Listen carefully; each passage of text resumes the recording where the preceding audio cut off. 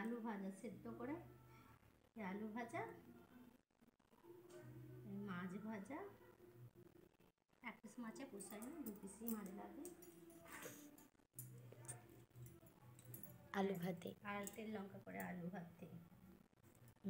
জমেই যাবে। আর এর সাথে আছে দারুণ একটা জিনিস, এই যে ঘি। আমি তো একদমই পছন্দ করি না। দারুণ লাগে ঘি একটু।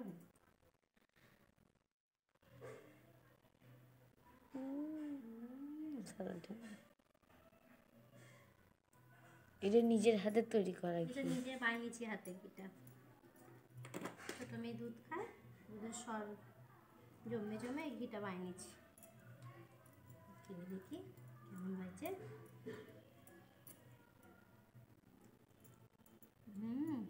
দারুণ করে।